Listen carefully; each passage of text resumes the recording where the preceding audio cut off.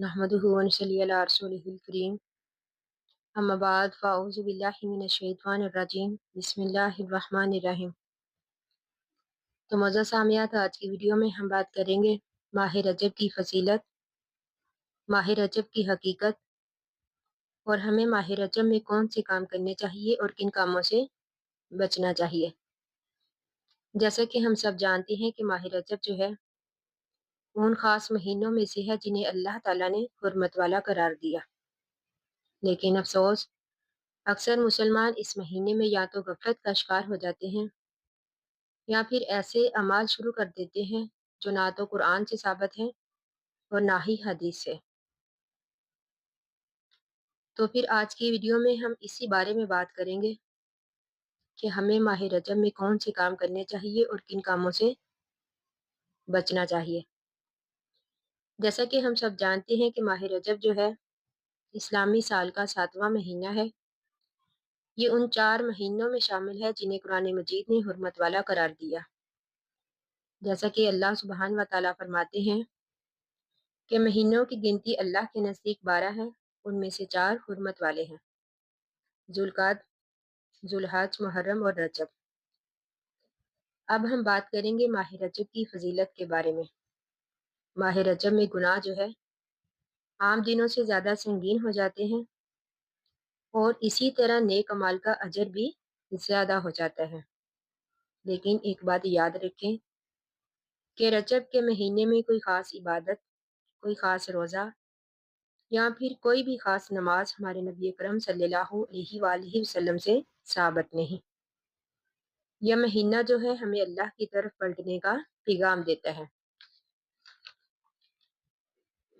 तो इसी तरह मौजूद सामियात, माह रजब हमें शबान और रमज़ान की तैयारी का मौका देता है। अब हम बात करेंगे कि इस महीने में हमें कौन से काम करने चाहिए।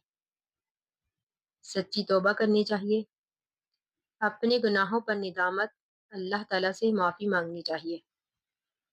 हमें चाहिए कि हम ज़्यादा से ज़्यादा इस्तग़फ़ार करें। अस्तग़फिरुल्लाह रब्बी मिन कुल्ली ज़ंबी, इस दुआ को ज़्यादा से ज़्यादा पढ़ें। इसी के साथ नमाज की पाबंदी करें, नफल इबादत करें जैसे कि नफल नमाज, तिलावत कुरान, सदका वगैरह। तो हमें इस महीने में किन बातों से बचना चाहिए, ये बातें हमारे लिए बहुत अहम हैं, क्योंकि इबादत का ख़ास मकसद अल्लाह ताला की रज़ा हासिल करना है। अगर हम अल्लाह ताला की इबादत अल्लाह ताला के मखसूस बताए हुए तरीक़ों से करेंगे तब ही हमें अल्लाह की रज़ा हासिल होगी। तो इसलिए हमें चाहिए कि हम ऐसी बातों से बचें, ऐसे कामों से बचें जो कि ना तो कुरान से साबित है और ना ही हदीस से। तो इसी तरह सबसे पहले नंबर पर 27 रजब को मखसूस इबादतें। इसी तरह मराज की रात को फ़र्ज समझकर जश्न करना, ये भी गलत है। और इसी तरह ख़ास दिन का रोज़ा वाजिब करना, ये सब बातें हमारे नबी अकरम सल्लल्लाहु अलैहि वसल्लम से साबित नहीं हैं। तो इसलिए हमें इन कामों से बचना चाहिए। जैसा कि हज़रत हसन बसरी राहिमहुल्लाह फरमाते हैं, रजब जो है बीज बोने का महीना है, शबान पानी देने का और रमज़ान जो है फसल काटने का महीना है। तो इसलिए हमें चाहिए कि हम माह रजब में गफलत ना करें, अल्लाह ताला का जिक्र करें, अल्लाह ताला से अपने गुनाहों की माफ़ी मांगें, खुद को बदलें। याद रखें, अगर हमने रजब में खुद को ना बदला तो रमज़ान भी हमारा यूं ही गुजर जाएगा। तो अल्लाह ताला से दुआ है कि अल्लाह ताला हमें माह रजब की कदर करने की तौफीक अता फरमाए। आमीन सुम्मा आमीन।